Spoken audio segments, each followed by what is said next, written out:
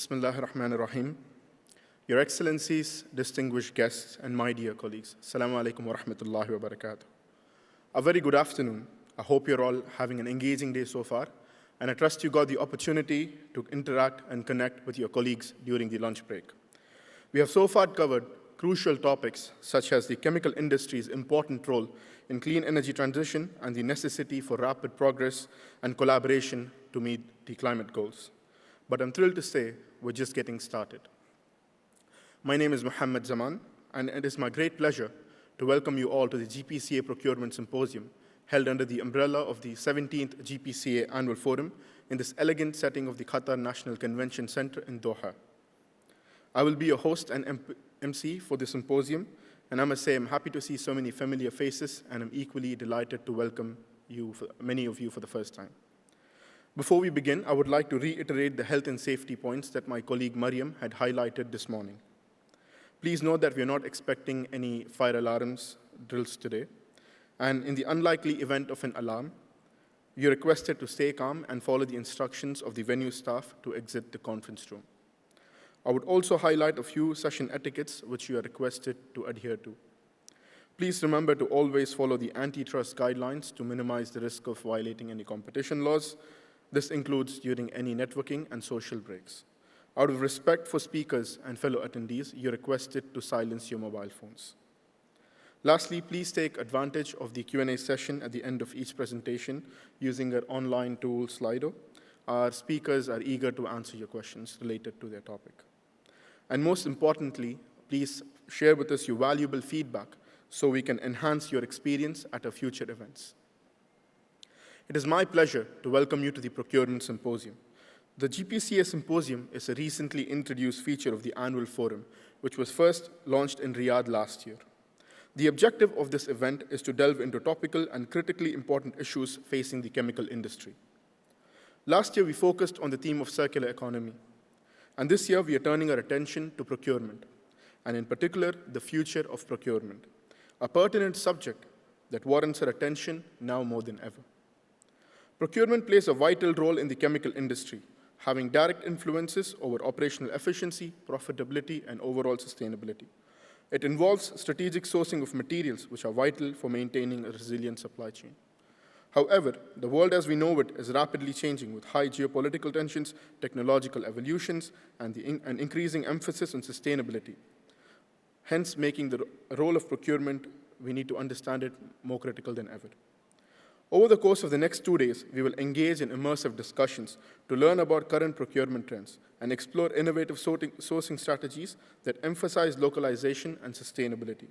The agenda is also designed to underscore the impact of procurement on enhancing the agility and resilience of supply chains and to identify potential collaboration opportunities for our industry. I would also like to take this opportunity to thank our knowledge partners, Kearney, who have helped us in the development and execution of this symposium. So, ladies and gentlemen, without further ado, we will commence the symposium, and to deliver the opening remarks and moderate our first session on building supply chain resiliency in an uncertain world, I would like to welcome to the stage Mr. Sachin Halbe, partner at Kearney MEA. Sachin comes with over 20 years of experience in the operations space with a specific focus on supply chain and logistics. His background and experience spans across various geographies, including US, India, Asia Pacific, and the Middle East. Sachin, the stage is yours. Good afternoon, everyone. I love these sessions right after lunch, right?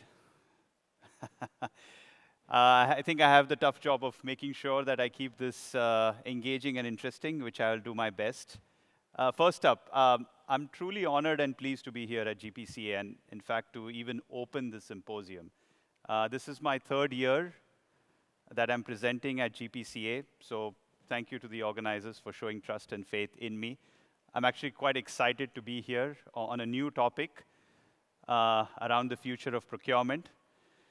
But let's talk a little bit about the sector first, right? So the chemical sector in general in GCC has shown phenomenal growth, right? Today, more than 100 products are produced locally in the GCC. Roughly 3% of the overall GDP within GCC comes from the chemical sectors. In fact, if you look at the ancillary sectors, it's even much more, right? So we should all be proud about what we've achieved as a sector. And I think the chemical sector today, petrochemical sector is really a critical part of the business ecosystem in the GCC. So maybe back to the topic, future of procurement. And I'll wait for the slides to come up. Yeah. So this is where anticipation meets innovation. When we talk about future of procurement, I'm not going to talk about incremental next steps in procurement, right? Because I truly believe in the next few years, procurement is going to take a giant stride in terms of how procurement as a function will really reshape economies and deliver value, what I call value beyond cost. And I'll talk to that about in a moment. So what do I mean by that? Today, I'll be covering, starting with some of the global trends that are really influencing the shifting focus of procurement. I'll touch upon what procurement leaders globally are doing. How are they building competitive advantage for themselves? Then I'll be touching upon what I call the key drivers for the future. And there are really 4 key drivers in the end that I feel are extremely key. Resilience, sustainability, localization, and digitalization. And I'll briefly touch upon these. And then finally, I'll conclude with the themes for the symposium. So let's get started. Today, we are in an environment that's actually volatile even every day and every time, right? We're talking about energy transition, which is really influencing the way we do business and work. Geopolitical instability is something that has become part of everyday life, doesn't seem to go away, and we've got to adapt and be flexible. We also have to deal with several disruptions, right? What that is doing to procurement is really influencing them to shift focus. And what I mean by that is going forward, driving value beyond just cost. And that, I think, is broken down into 3 main areas. One is procurement has become a key stakeholder in terms of building end-to-end supply chain resilience. And I'll talk about that a bit more later on in this presentation. But then procurement is also playing a key role in ESG and in terms of also reducing scope 3 emissions. And then particularly in this region, given all the push around regulations and nearshoring or onshoring of activities, localization is also a major theme. And procurement is at the center of that. In addition to that, you also have certain emerging opportunities. Needless to say, AI, generative AI, machine learning are topics that we've heard that's influencing procurement as well. And there are some new emerging categories as well that are coming up as a result of all of this. And what this is doing is forcing procurement to evolve from a more service-based function to actually, delivering value beyond cost and beyond. So how are different leaders reacting to these different challenges globally? Every year, we as Kearney run a survey. It's called the AEP, which stands for Assessment of Excellence in Procurement. It's a global survey. It covers various regions globally, also several sectors, including the petrochemical sector. And I wanted to share some of the results from that survey with you, just to give you a flavor of what we are seeing happening globally. By the way, this survey is done every year. The next one is coming up in 2024. It usually takes 60 minutes to fill out. So I definitely urge all of you to be part of this survey the next time it comes out. I can share further details as needed. So what's happening in 2023, and what did procurement leaders say? So what we've heard is procurement teams are looking at increasing their scope from sourcing to force themselves to look across the end-to-end supply chain. And what I mean by that is if you look at upstream, procurement is influencing working with suppliers, collaborating with them to reduce, scope 3 emissions. If you look at downstream, they're actually also helping influence product portfolios to have products that are more recyclable, circular in nature. But then even when you look at the end-to-end resilience, procurement is at the heart of planning, analyzing supplier risk, and all of these have implications across the supply chain, upstream and downstream. And procurement's role is key to that. Localization, I think something everyone knows about. Definitely something that procurement is playing a major, major role in. And then at the center of all this, I don't know if I have a clicker, but in the center of all this, you can see that all of this being enabled through digitalization, right? So in 2023, this is kind of, let's say, a one-page summary of what we learned from what the market was telling us, procurement leaders. But if we dive a bit deeper, each of these procurement leaders have certain best practices that they all adopt. And these are kind of bucketed or categorized across what we call the 4 stages of excellence. The first stage of excellence is demand.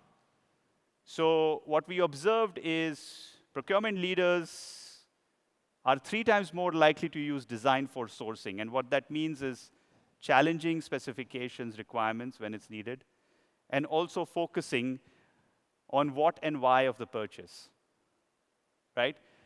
In the second stage of excellence, what we call category excellence, the focus is more on building multi-year category strategies, but then also building long-term strategies that specifically focus not only on lowest cost, but again, building value beyond the lowest cost, right? So that's what we observed as part of the survey. When we looked at the supplier side, main focus was around supplier relationship management, but then also building resilience, risk within supplier relationship management, which kind of stood out for procurement leaders versus, let's say, their peers. And then finally, when it came to team excellence and skills, leaders tended to be more closely aligned with the finance organization, is what we saw, but then also have a very digital mindset. And I'll touch upon some of these concepts again in subsequent slides. Okay, so future of procurement. So let's start with resilience. And I'll dive a bit deeper into each of these 4 topics, which really set the tone for the next, I'd say, 6 to 8 years in the way I see procurement evolve. Resilience today is about balancing 3 different objectives, right? There's performance, there's cost, and there's risk, right? And I see procurement right in the center of that, trying to build the optimal level of these 3 dimensions to then dictate the future strategy of an organization. And how are companies doing that today?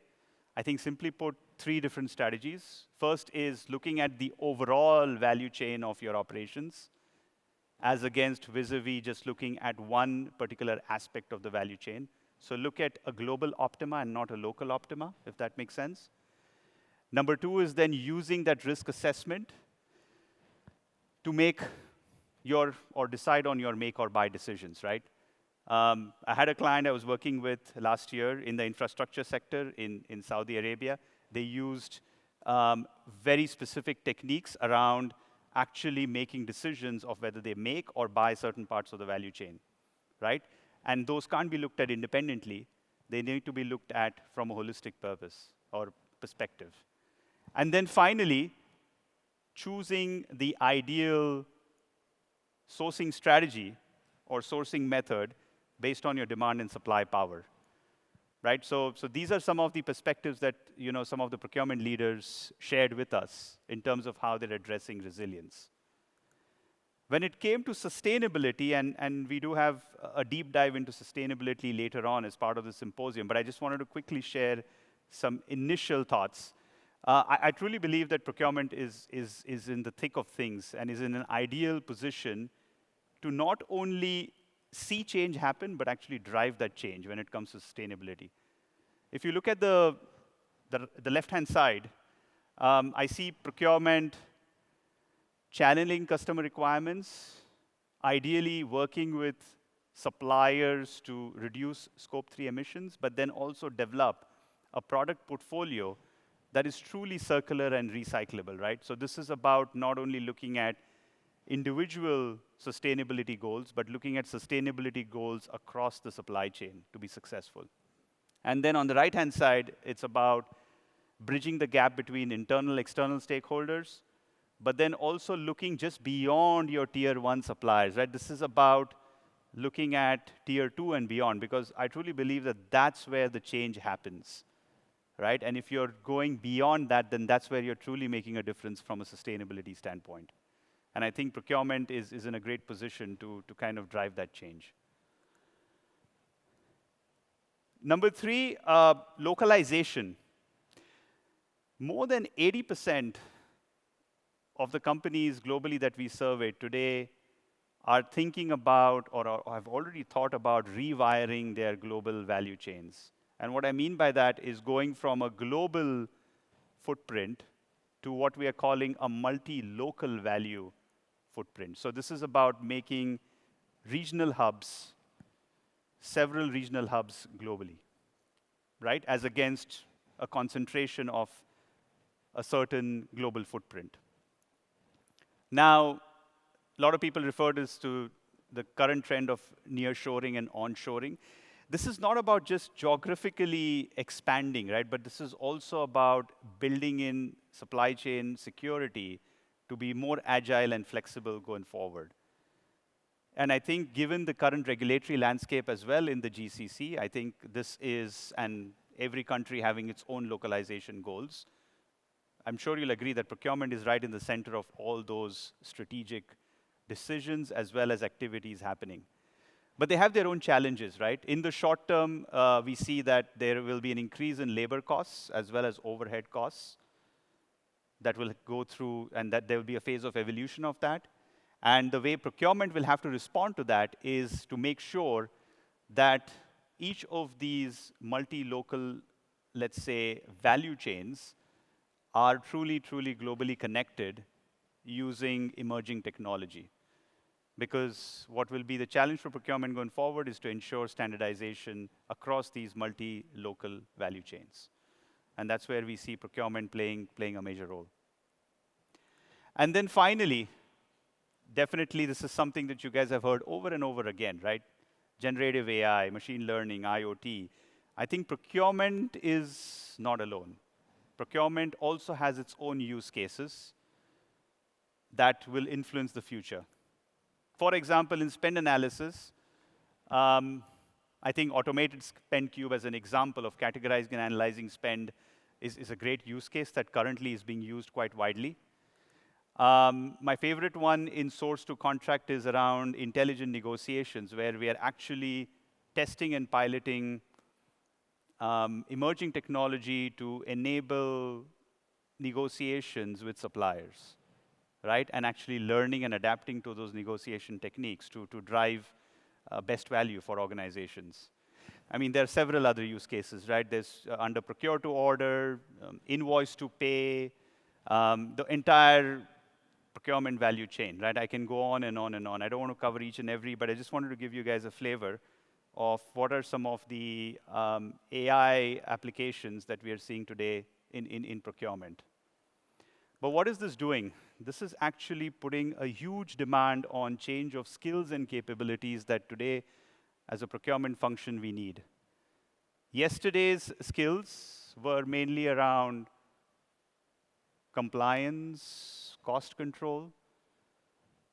Today, skills have evolved into more around integration, maybe stakeholder engagement, strategic sourcing, and procurement playing a major role. But then tomorrow, of course, these skills are going to further evolve as digitalization takes over. And that's extremely important to recognize and see how procurement as a function kind of evolves from there. So in conclusion, what does this mean for us as a procurement function or as procurement professionals? I think there is an evolution of the way procurement is moving towards, right? From a service role to a more strategic end-to-end value generation role. And that can go across the different roles within procurement. So again, on the digitalization front, there's an impact not only on the way the technology is used, but also we as professionals need to build new skills as well as evolve to adapt to those moving targets. So finally, we discussed these 4 themes. I think these 4 themes will also form the basis of the symposium going forward. So over the next 2 days, the way the symposium has been built is across these 4 main areas. But there is a 5th area, right, that I did not cover today, and which is part of the Symposium as well, which is, I think, collaboration. And in collaboration, we'll be focusing more on some of the strategic partnerships that procurement as a function has to establish to ensure that you overcome the challenges of the future as well as are able to deliver value going forward. So with that, I wanted to conclude my presentation. Hopefully that gave you a bit of flavor around what we are seeing as Kearney going forward as the future of procurement. Thank you.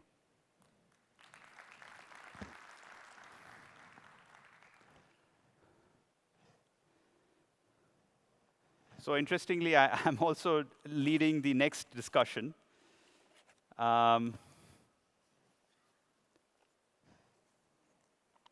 I'll just continue on stage. Building supply chain resiliency in an uncertain world. So I'm moderating a panel, and before I perhaps call upon my fellow panelists, maybe I just wanted to share a few minutes of our perspectives on this topic. Which is building supply chain resilience. And to kind of kick off this symposium as well, as I mentioned, there are 5 main topics this symposium is focused around. The first topic is building supply chain resiliency. COVID. I'm sure all of us remember this event, right? All of us think that it's behind us. Yes, I think most of COVID is behind us, right? But I think what I really took away from COVID is with respect to supply chain, right, is 5 key lessons that I think are very, very important and critical that came out of this, let's say, global event. One is relationships. Chemical companies or petrochemicals that had a very strong contract base with their suppliers and service providers are the ones that really survived or really did well during that phase. And what COVID really reminded us that long-term relationships with your suppliers and service providers can't be more important, right? And I think some of us learned this the hard way, where we had to deal with high cost as well as supply constraints, and where we had strong relationships, those relationships really helped us. So that was kind of lesson 1. Lesson number 2 was data-driven analytics. Companies that had an end-to-end visibility of their supply chain operations tended to do better than their peers.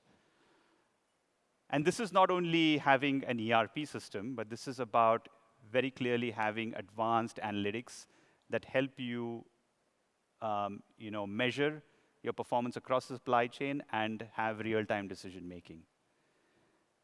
Third lesson was around strategic focus. Never ever before have I seen supply chain operations being actively discussed so much in board-level discussions.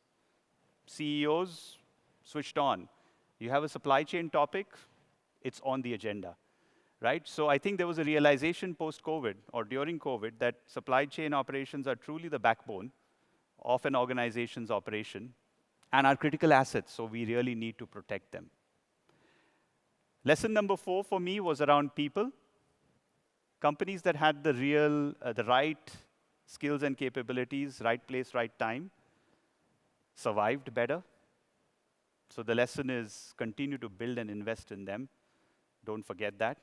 And then finally, change in mindset. I think a lot of companies now I talk to have moved from saying just in time to say just in case, right? So the focus from being only cost-driven to then focusing on how do you plan for that unforeseen event in case it happens. Right, so I think those are the 5 key lessons that really kind of dictate the way companies have evolved over the last couple of years, even after COVID. But I think disruption is the constant, right, today.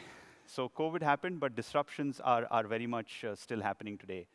And if we really look at it today, this is the 4th consecutive year of constant disruptions that we've seen globally. And some of these events that you see on the page are basically characterizing that disruption.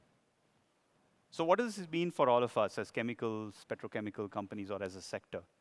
I think what this has resulted in is double-digit inflation. We have all been through that over the last, I think, 12 months, 18 months. Energy scarcity, labor shortages, This has all been part of running businesses over the last 18 months. But that's not all. Even your customers have evolved in their thinking. And I think COVID, in a way, kind of did not help, right? Where people got used to shorter supplier lead times. People got used to higher product availability, especially in the consumer sector, consumer goods sector, or retail sector. And what that meant was that we as companies started changing the way we thought. It was not only about creating demand, but then the focus kind of shifted to kind of managing supply a bit more. And that's where supply chain resilience as a topic, or let's say as an area of interest, has really grown over the last several years, a few years. But then in addition to that, the sector today has its own specific nuances and challenges. And each of these challenges can be broken down by, let's say, the type of finished good each of you produce. So whether it's feedstock, right? In case of feedstock, you have changes in inbound supply. Basic chemicals, the focus and the challenges are slightly different around the portfolio. You kind of start looking at intermediate chemicals, right? Intermediate chemicals, some of the challenges are more downstream as against upstream. When we kind of look at specialty chemicals, again, specialty chemicals have certain challenges around new capabilities that have to be built. All of these add up in terms of how you manage your supply chain. So on and so forth, right? So finally, conversion and final applications as well. So how are organizations dealing with this, right? And I wanted to kind of conclude with this slide, just 2 more slides before I get into the panel itself. So we, as Kearney, released a book just last month on what we call strong supply chains. And in that, we share some perspectives around what are global organizations doing to rethink their operations, to build a resilient and what we call a regenerative supply chain. And they're focused around 5 main principles. The first one is about empowering your supply base. This is all about creating long-term relationships with your suppliers. Don't view your suppliers as a cost center. View them as a source of value. Number 2 is around creating customer value. How can we manufacture for the region, in the region, getting closer to your customers? That was another theme that came out. Number 3 was around leaning into diversity and your workforce. Your supply chain is as resilient as your people can be. So don't forget that. Number 4, I think, is around combining AI with human touch. I think AI is here to stay for several years to come. But let's not forget, so is human judgment and ingenuity. That will stay on as well. And then finally, about embracing sustainability. So what's my outlook for the sector in the region? I think I'm quite optimistic in conclusion. I think the GCC and the chemical sector in the GCC is in the middle of a situation where on the West, you have, let's say, the declining competitiveness of Western Europe, as well as shale gas-based US manufacturing. But then on the east side, you have a burgeoning demand from India, which is becoming a part of a supra-regional market along with China. And then you have the GCC right in the middle, right? So I think GCC has the opportunity right now to really grow and expand and influence the trade flows going forward. And I think this will be perhaps the theme going forward, or is already the theme, in fact. But it will even increase as we move along. Finally, I just wanted to share, this was the book that we just released last month. So if anyone here is more curious about learning more about practical insights into building supply chain resilience, this book is available on all major bookstores. Feel free to grab a copy when you can. With that, I'd like to conclude. Thank you so much. And I'd like to invite my fellow panelists onto the stage to join me for discussion. Thank you.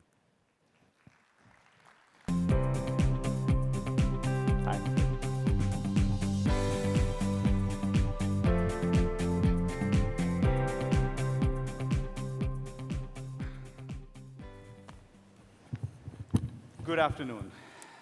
Good afternoon, Muthir, Burcu, Raveen.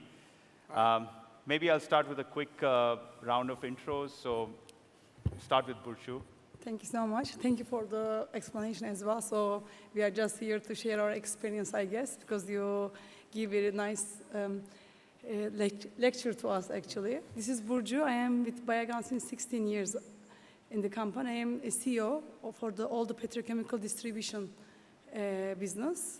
And we are doing more than 80 years globally products distribution, petrochemicals distribution in Turkey and in the region, it's globally. Thank you. Raveen? Assalamu alaikum. Good afternoon. My name is Raveen Guliani. I happen to be the Chief Operating Officer for DP World Logistics in the GCC. That's a new role I've taken up, but I've been around with the DP World organization for the last 14 odd years, doing various roles across trade development and logistics. And prior to that, coming from a background of international shipping, having worked in the Middle East, Asia, and Europe. So you can very well understand why I've been picked to be on this panel, but look forward to contributing there, Sachin. Yeah. Thank you. Muthir? Yeah, my name is Muthir Al Kharusi. I work for OQ, primarily an upstream professional, worked 17 years in that field. So OQ is an integrated energy company.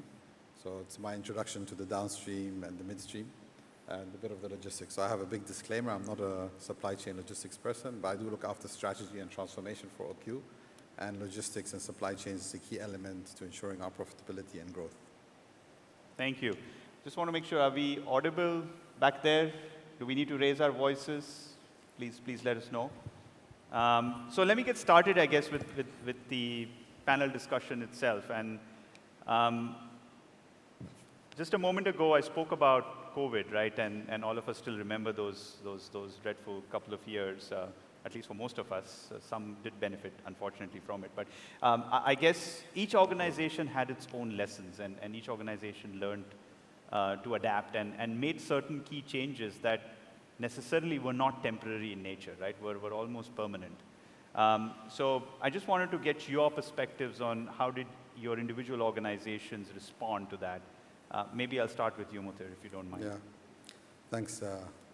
I think for us, I mean, COVID was an unprecedented event. Nobody imagined that suddenly all your demand will disappear, your supply chain will fall to pieces, and we really needed to relook at how we do it and what we do. And we started with initially looking at what-if scenarios. What if this happens again? What if something else happens? And looking at all the risks that we are faced with and the mitigations that we need to put in place to achieve this. What we also decided was that actually now we need to look at diversifying our supply base, because it's very easy to lose one or the other, and looking at how we distribute our storage logistics as well. And finally, how we also diversify our customer base. What we also found was that we needed to be closer to the customer and closer to the supplier, as you mentioned in your presentation. So we looked at developing hubs in regions where we can be close to the customers, close to the suppliers, start building relationships and partnerships, and being very early on in the strategic view of how we manage our supply chain across the field. So those are the key lessons that we learned. Thank you. Burcu, you would like to add?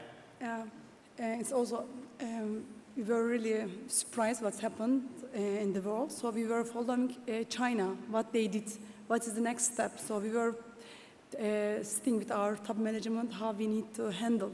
So we see that there's for example, there's no demand for of course, no carpet, no coating, no furniture. The people focus on their health. So we decided to look for the products for the hygiene, for example. I'm just giving one example.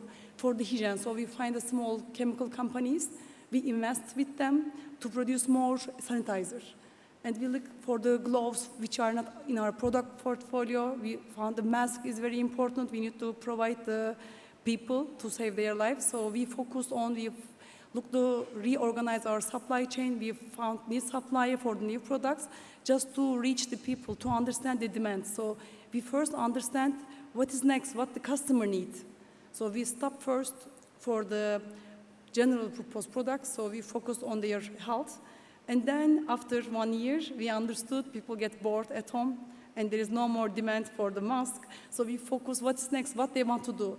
They want to refurnish their houses, they want more carpet, so we focus for this product, reschedule our supply chain again. We found new supplier to get the customer needs. So we understood the customers, to focus more customers, what they need, and we focus on this to reorganize everything. Yeah, and I did touch upon emerging categories as well as part of procurement, and I think that's a great example of what you just outlined. No, thank you. Thank you. Maybe Raveen, bringing you in here. Today, the environment is still quite volatile, right? It's not same as COVID, yes, but there are other events, global events, that constantly are forcing us to, as organizations, to think about how we should respond. Maybe bringing you in more from a service provider perspective, how has your organization dealt with everything that's going on around? Well, it's an interesting time, right, as you say, and to say the least, right? So as a service provider, we play multiple roles, and we've, globally present in more than 85 odd countries. So if I bring it more to the region, we obviously are a port and a terminal operator with our terminals in Jebel Ali and Jeddah as well. So be it COVID or be it the present geopolitical scenarios that we're going through, we are, we see both short-term challenges, but we also see opportunities. We see re-engineering of supply chains. We see variation of supply-demand curves that you talk about, right? From a trade perspective, we operate one of the largest free trade zones as JAVZA in the region again, and you come across, ironically and interestingly, new trading markets and new commodity flows that you would never have imagined to have been initiated here. And this is only because of, new opportunities that are created. On the logistics side is a different gambit. I personally think on the logistics side, it's all about collaboration, right? So how can you collaborate with the manufacturers? How can you collaborate with the consumers? How can you bring about more, the topic here is resilience, so how can we bring about more resilience and more transparency into the supply chains to make sure that the demand fluctuations are dealt with and can be catered to, but also the supply fluctuations. The big chunk of last year, we've seen a shortage of components in the auto industry. We've seen a certain amount of shortage of agri products in certain countries, thanks to the ongoing conflicts. So we've seen, new agri flows. We've actually resulted in a lot of more food security issues for the region, where stockpiling is being, kind of facilitated to ensure that the masses have ample food around, right? And new sourcing markets have been initiated on the food side as well. So yes, every challenge comes around with different trade flows and different logistics requirements. And how do you adapt as either a port, as a logistics entity? How are you able to cater to these different commodity flows is where a sizable amount of focus goes in, right? And that's what we've been trying to do. Yeah. No, thank you, Raveen. From a GCC perspective, I think it's great that you highlight that. Maybe I'll shift to Burcu yourself from bringing in the broader, let's say, especially given what's happening in Turkey at the moment. Mm-hmm. How do you view all the current recent events globally, and how is that impacting supply chains as well as the role of procurement? Well, today the risk management became part of our life. Normally, we were making every quarter risk management meeting. Since these events, that every year, every quarter, we are facing different problems in the world. So every week now we are making the risk management meetings to understand what we should do, what is the best for the company. So, and we are very big risk taker in the region, so we should act fastly and to understand more with the customer needs and we need to cooperate with the supplier and the service provider. Otherwise, we cannot continue our business because this market is getting, the demand is getting slow, and because of this uncertainty, the prices increase a lot. For example, and today is not only one region. This is global recession now we are facing due to this wars or the situations. For example, in Europe, because of the high energy cost, the demand is low, but in China, the market is oversupplied, so all affect globally. So we need to really focus the niche markets to understand where is the demand and for which products, and then we need to cooperate with our supplier to find the best way. This is how we do, and thanks to our partners, we really understand how to become partners, to work together and to work faster together. Otherwise, we cannot continue. Yeah, no, and you touched upon a good point, which is also alluding to the fact that it's important now to focus on in the region for the region, right? Which you're also kind of hinting at, and then maybe kind of expanding that to also look at the recent focus on localization itself and role of procurement. Maybe Muthir, I'll look at you from an OQ perspective. How are you seeing localization as maybe a topic that is gaining attention, as well as what role procurement is specifically playing? Yeah, I think for OQ, if you look at Oman overall, cost of capital is quite high. Also, we found that recently with the rise in logistic costs, getting in material for construction or for products is also costing a lot. And then we also have a very big agenda in Oman, which is the in-country value agenda. So how can we localize what we have? And looking at OQ, I mean, we produce plastics, but we export most of that plastics. Those plastics now are at a very low price, so we're not making good money there. How can we start developing converters in Oman, so bringing your customer base into the country so that you can actually realize the full value of the product rather than selling it and paying for all the transportation costs to the end user. As well as that, we are embarking on a major renewable energy project, so how can we start localizing the manufacturing of, say, solar panels or anything that goes with that, wind turbines as well, maybe if it's just even assembling them locally. So we're studying the supply chains here, and we're also studying where we can get the raw materials from, and looking at how we could, as much as possible, localize this to reduce costs. It also improves availability and also resilience as well. Okay, thank you. And maybe from your perspective, Burcu, in your part of the world, how is the role of localization influencing the way you do business? Is it? It's it needed, but sometimes due to the high cost in the local area, they need some supply from other countries. But of course, the most important thing, if there is a demand in the local area, for example, in Turkey, we have a huge demand, so it is good to invest locally.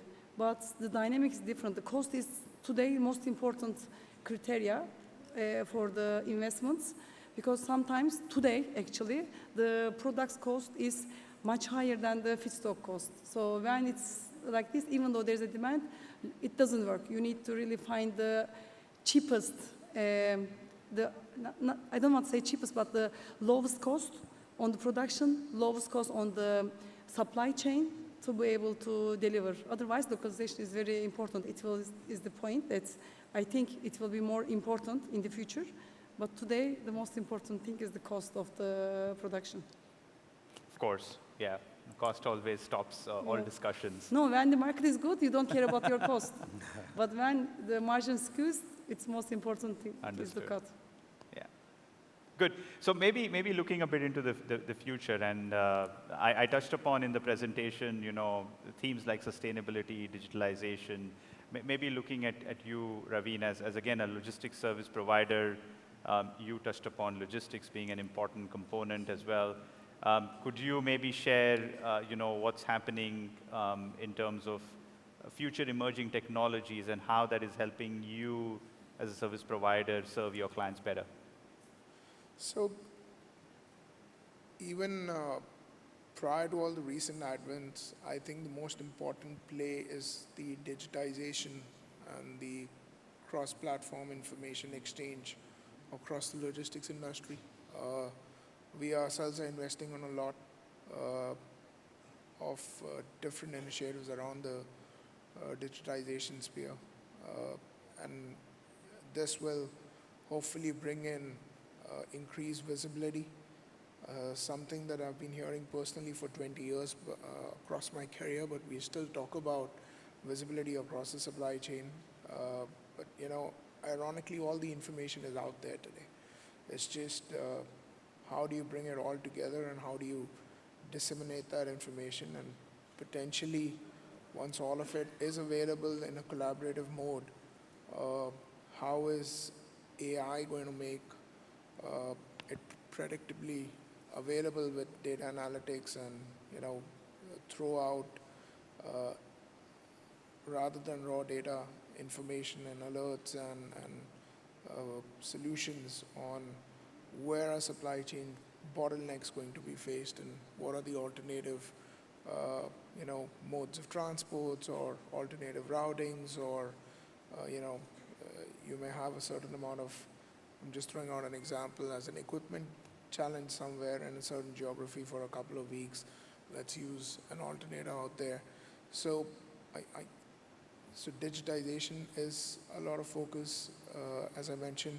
The other bit that is going to see a change is going to be to ensure a sustainable future, a green future. We're seeing the industry generally is investing a lot in, you know, green fuel ships, to green fuel vehicles, to electric vehicles, to solar energy panels on their warehouses and on the plants, even in this part of the world. So I think these two broad ticket headers is going to define what we're going to do forward in this in the supply chain industry out here. Right. Yeah, and again, sustainability is something we will touch upon as well in a subsequent topic. But it's good to know that there are the focus traditionally was meeting or adhering to regulatory needs, but now I think the focus is now this is really truly becoming an integral part of the corporate strategy itself, which is important. No, thank you for that. Maybe Muthir, if you could add on to digitalization, yeah. So I think, I mean, you see the potential, and I see this every day. So I know how to get from home to work. The road is clear. But in Oman now, the traffic has become so bad that every time I get in the car, I open Google Maps, and I let them tell me what's the best route to go. And it actually saves me 10 minutes in a 40-minute journey, so 25% saving in time. Wait till you get to Dubai today. So when you look at that and you say, well, if I can do this for such a simple route from home to work, if you talk about complex supply chains, which are multi-country or different routes, so if you just take it just for a hypothetical situation, you have a cargo from China coming to Oman, and you want to know what's the best route, yeah? AI can now tell you what the currents are like, how long it's going to take with that current. It can tell you which ports are congested, as was mentioned, where the high fuel costs, which ports have high fuel costs, and it can route that cargo for you at the cheapest and quickest way possible. It can even tell you if there are weather disruptions, if there's a hurricane coming or a storm coming. So AI can do all that for you with natural language processing, generative AI. This can happen. I even saw one tech company that demonstrated how they rerouted or selected different origins for different components, critical components, based on geopolitical situations, based on weather conditions, based on availability, based also on even the type of vessel that can be loaded and how fast that vessel can reach the point of location.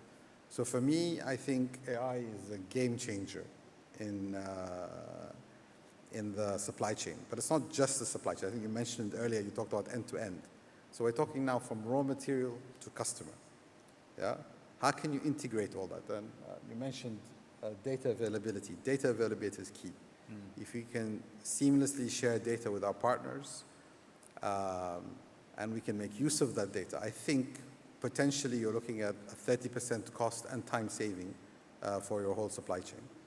So that means higher margins overall across your value chain. Yeah, and building on digitalization, one of the aspects that I'm also seeing evolve are the skills and capabilities as well within the organization that are also evolving.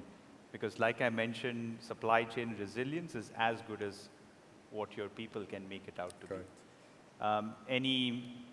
Any thoughts on the panel in terms of how your organizations are thinking about evolving some of these changing requirements from a talent perspective?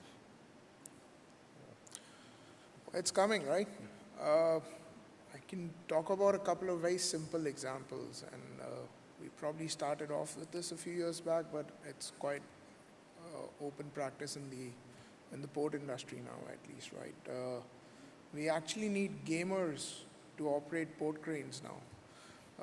People who can, are skilled enough to play with joysticks instead of climbing a 80-meter high crane and then sitting on top for 8 hours a day, right? These guys work off 6 to 8 screens. They actually manage 3 to 4 cranes at any one given time with a fair amount of automation. So that is a sea change in the skill set required for what a crane operator were to be, right? We're actually in the process. Last few months, in Jiblali, we were upgrading one of our warehouses. And this is an old CFS that has been in operation for more than 30 years, yeah. So it's been through a number of upgrades, but WMS and a couple of them have come and gone. But there were still people working off, manual tally sheets. You wouldn't expect that, but yes, some people were there. And suddenly, and I give this example from a skill set perspective, right? You need people who should be able to use a barcode scanner, who should be able to type in the information into a handheld device, and, move it into tech from there instead of guys who tick mark or write with a pen and paper. And we actually had to retrain quite a few number of people. Not because they were not capable, but because it was just hesitation and hesitant to change, So skill set requirements are going to change. In our business, in our commercial functions, we are hiring a lot more analytically oriented people. People with the skills of running through data and understanding what that data means so that they can identify patterns and trends, be it on the trade side or be it on the logistics side, right? All of this will, in a couple of years, might actually translate to machine learning, and then again, people might have to reskill. But yes, these things are happening, right? And will continue to do so. Yeah, I think Maybe for the Burcu. talent, I believe the new generation are much better than us. They met with technology, with iPad when they are at 2 years old. We met at 30. So I think their skills are already loaded. It is their nature now. Yes, yes. Talk about my kids, yeah. No, I can relate to that. Sorry, Muthir. Yeah, no, perfect. I think, totally agree, by the way. It's hard actually to get them off those devices now. They don't know what the real world is. They only know what the digital world is. No, for us, I think we've recognized digitalization, AI, machine learning as critical components in our organization. And we have started a digitalization team, and we're training up a lot of, as Raveen said, data analysts, programmers, etc. I think we see the potential, and it's a big potential, because now when you run out of space in a warehouse, you build more space, or you expand the warehouse. But I would see in the future that you'd have artificial intelligence that can actually tell you what's the best way to manage that warehouse so you can live with the space you have. And that's a capital cost saving. It's not just for the warehouse, it's for everything else that comes along with it. So I think for us, we've recognized that importance. We've already started deploying bots in our organization. We've already started looking at, say, predictive analytics what customers want, what suppliers are going to be doing, and also looking at something called insightful reporting, where we take generative AI and it brings in information from across the globe, and it tells us where the risk areas are, where the opportunities areas are, so we can change products, etc., based on that.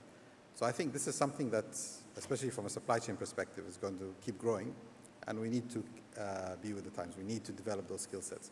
Of course, they're far and few in between, so we've been working a lot with our universities to see how we can generate those and get them coming up. Good. No, thank you for those interesting perspectives.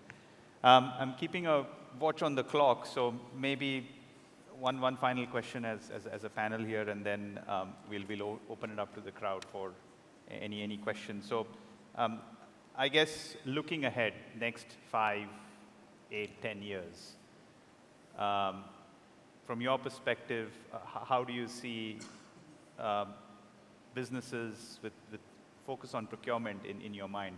How do you see that evolving? Maybe I'll start with you, Muthir. Yeah, so for me, I think it's very exciting in the Middle East. We've all heard about the future of 2050. We didn't talk so much about sustainability. I'd like to add something there.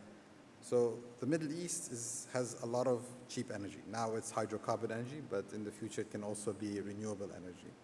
So when you look at sustainability, plentiful sun, wind, and pretty much all the states of the Middle East. What drives manufacturing is cheap energy. So I see a shift from Europe to the Middle East. Why should we produce cheap energy and ship it abroad? Why don't we produce cheap energy, do all the manufacturing, get to the end product, and ship the end product only? And that would mean a complete shift in the mindset for supply chains in the Middle East. If I build a solar wind farm in Duqm, which is optimal, and I can generate, say, 10 gigawatts of power, I can ship that power to a manufacturing hub in Dubai or Abu Dhabi. They could do the first part of manufacturing. It could then be shipped to Riyadh, where they do another part of manufacturing, and then it's sent to a port on the Red Sea, where it can be exported to Europe, as an example. So I really believe that the future of supply chain in the Middle East is going to change drastically. I think we're going to have to expand our rail infrastructure, our road infrastructure, and also our ports to be able to manage this. I mean, you mentioned about how we are in the east and west of, we are located at the center of the east-west supply chain. So China, US, Europe, etc. So I think that the Middle East was a trading hub, a massive trading hub in the past. I think it can come back to that. I think we have all the ingredients we need, and also in a very sustainable way. So we talk about sustainable aviation fuels, which we can create here, or also sustainable ammonia or sustainable methanol, also to power cargo ships. So we will need to look at this and see how this evolves, and we'll need to put a lot of attention on it, because I really believe there's a huge potential that's currently not yet exploited, but it can be exploited. So that's my view in the next 5-10 years. Thank you. Burcu? I agree with him so much, and I think we will hear more about the green energy, green product in coming 10 years for the carbon emission, new solar energy. The green energy is very crucial for the supply chain, and for already the customer in Europe start to ask green products, and we are now looking for for example, methanol for the fuel for the vessels. So it will affect a lot for the supply chain. And digital transformation, of course, it became very crucial. So we will continue, the companies will continue to invest heavily on this transformation. Plus, because of the oversupply and low demand, I believe in 10 years, collaborative networking is very important. So the partnership became very important. So we will start to be more cooperation with our supplier, with the service provider for the future. And talent development, you mentioned, it will be also a popular subject for 10 years. And global versus the local strategies, we will start to hear more in 10 years. Thank you. Raveen, concluding remarks? I've got the tough job now. I'm glad I'm not in your seat. Yeah. So I think everything has been covered, but so we will be more resilient, we will be more sustainable, we will hopefully be more collaborative, but from a supply chain, from a logistics perspective, I think global trade flows are going to change over the next 5, 8, 10 years and longer. New centers of industry are coming up, particularly within our geography, within the Middle East, within the subcontinent, and Africa. And all of this is going to result in a lot more complexity in the supply chain. It's just simply not going to be, as the example he was giving, gone are the days when we would export energy or export polymers and we would import finished products.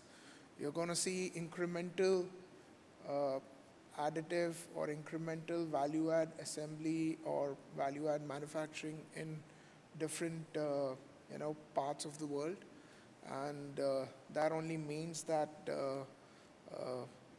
as shipping companies, as logistics companies, you need to put in place a lot more infrastructure, a lot more, cater to a lot more complexity in the goods flow, and how do we get to end user markets. So I fundamentally think that we're going to have a lot of interesting times coming through, both with in-sourcing, near-sourcing, the new regional blocks of trade agreements that have been coming through. A lot of bilateral trade agreements are also being signed. So yes, times are going to be interesting, Sachin. Thank you. No, thank you, Raveen. Good luck for all of us. Yes. Maybe at this point, we have a few minutes remaining, so I'd like to switch and invite some questions from the audience. So I'm looking at the screen, and I'll let you guys as well. If there's any question that you think you can immediately respond to, feel free to jump in. But I have, at the moment, I can see 4 questions on the screen, so I'm going to tackle the first one, really. Someone is asking, what are the top leading trends influencing procurement strategies today? I think I covered in the presentation earlier. For me, I think what I'm seeing is 2 main buckets of trends. One is, of course, the volatility in the environment, as I mentioned earlier, which is mainly around energy transition. You mentioned whether it's the instability in geopolitical relations, as well as climate disruptions as well, playing a major role, right? I think what this is influencing procurement to do is mainly focused around building and managing risk better across the supply chain. And what that means is looking at assessing risk from a supplier perspective, or let's say from a supply perspective, because supply is both suppliers and logistics, which come together to deliver your goods at your doorstep. So that's definitely an area that procurement is looking at. We touched upon ESG and reduction of scope 3 emissions. That definitely is a top agenda for procurement functions. And then last but not the least is creating supply chain security through localization, right, is also a major, let's say, influence or evolution that procurement is going through. Yeah, I think yeah, for you me, want to add? the biggest one I see actually is the geopolitical shifts. I think it's this east-west divide that's happening right now, and the drive to localize production of equipment, etc. So what the US is doing right now, trying to distance China, what Europe is also doing, I think that's going to heavily influence the procurement strategies. I also see the Middle East benefiting from this because we are a neutral area, and we are talking to companies from around the world to see how we can localize production here, and that it's able to actually sell everywhere. But I think for me, the biggest one is the geopolitical shift. Yeah, this procurement security or this localization drive, de-globalization, if I call it as such. I think that's the biggest thing that's affecting us at least. Okay. Thank you. I'm looking at the list of questions again. Someone's asking, what steps can procurement take to effectively implement supplier relationship management? Quite a loaded question. Look, I think from a supplier relationship management, and I can share my experience, and please feel free to jump in. for me, I look at it from a perspective of there is never a one-size-fit-all strategy. When you talk about managing your supplier base, typically the first step is to segment your supplier base, either depending upon type of product, geographical location, strategic significance that that particular supplier has to you. And then your supplier relationship management approaches would then depend, would have to be tailored based on each of those different segments. So I think it's a bit difficult to kind of just give a one-sentence answer, but typically that's the approach a lot of companies take. Today, supplier relationship management has kind of grown from just being managing your supplier's performance, I'd say, to more supplier development as well, right? So this is not only about saying, okay, how good is my supplier performing from, let's say, order fulfillment, lead time perspective, or, you know, perfect order fulfillment, typical metrics that we use in supply chain, but it's more around, okay, how can I actually arm my supplier, develop the supplier to be able to serve me in a much better way going forward. Yeah. Anything to add? Yeah. So I think what Burcu and Raveen have been talking about is the collaboration aspect. I think that's the key element here. And we no longer call them suppliers, we call them partners, because it's important to be able to have a relationship where there is trust, where you understand that they're working in your best interest and you're also working in their best interest, so it's a win-win relationship. It's also being able to share data easily amongst each other, so they can see what your requirements are, you can see what they have available or not. So I think where I've seen this being very successful is where there's a good established trust. We talk about framework agreements, and then you have complete visibility of what's happening both sides. And that usually ends up being, at least what we found, the best relationship you have. But that collaboration is the key element. You need to stop looking at them as suppliers, and I think you mentioned it as well, and more as partners who are helping you develop your business as well. Thank you.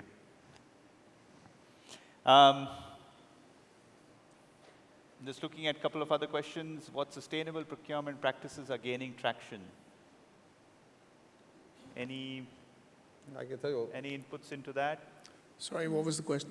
What sustainable procurement practices are gaining traction and making a significant impact? I can tell you what we're doing in OQ. So we are now starting to audit our suppliers, or partners as I call them. So we're looking and actually working with them to make them more sustainable, looking at what their carbon footprint is, looking at how they're meeting, and when we talk about sustainability, it's not just the carbon footprint, of course, it's meeting all the sustainable development goals. So in terms of what their impact on the community is, what their impact on the environment is, how do they treat their staff, do they pay wages on time, is the staff welfare done correctly? So we're working with them to make sure that we know what the standards are, we work to a common standard, and that and they're meeting those standards as well. So what we also do is we reward the ones who meet the standards and don't buy from those who don't meet the standards. And we make it very clear and transparent to them what's important for us and what they need to do to get our business. You know? So that's, at least from our side, that's what we're working on. Thank you. Well, one last question then, I guess, and then we're almost time up. How can procurement organizations achieve a collaborative approach with internal stakeholders? So this is not looking at the external partners, as you mentioned, Muthir, but this is about working with the internal organizations, or what we typically call business users, to fulfill their requirements. Any thoughts, comments? I think Burcu covered it well, actually. I'm not shaking her head, but shaking her head. But she spoke about how the business understands what the customer wants and works collaboratively with the supply chain to meet those requirements. Yeah? And I think that integration, which she talked about quite extensively, is really good. That agility to be able to change your supply chains based on customer needs, because the business focuses, the internal stakeholders focus on the customer, and the supply chain meets those requirements to meet that customer need. So for me, I think that was at least a very good learning that I've seen them do, and it's amazing how they managed to do it so quickly looking at what the requirements are, adjusting the supply chain, and getting the right products and services to deliver those customer requirements. I mean, I saw that as a good example personally. Thank you. Maybe I can add from my conversations I've had with several clients in the region. I think category management, I'm sure everyone's aware of what category management, and it's a term that's always been around for decades. But I think this term is now being taken even more and more seriously in the region. And having category experts, especially on the direct spend side as against indirect, is becoming even more and more critical. And how procurement organizations are responding to that in terms of coordinating or collaborating with internal stakeholders is to adopt and refine their operating models where typically everything was centralized in one location as against now having a lead category buyer approach. Where if you know, I'm giving an example, that if you have in an infrastructure sector, for example, just taking a parallel sector, you have a need for steel, galvanized steel, let's be very, very specific, which requires extremely niche expertise. And there is a business user, if you're a conglomerate, who has lead technical expertise. You actually have your category expertise or procurement expertise residing within that function or within that business user, but still, having a direction being set by the procurement function. So I guess I'm not suggesting that this works better than the other, but all that I'm sharing over here is different models that organizations are considering to address that need of tight collaboration with internal stakeholders. Good. Okay. So We're just on time, I guess. You want We're just on time. Yeah, just on time, I just exactly. checked the time. No, thank you so much. So I'd like to wrap up the panel discussion. I'd like to thank my fellow panelists for a great discussion. So thank you for your time. Thank you. Thank you very much.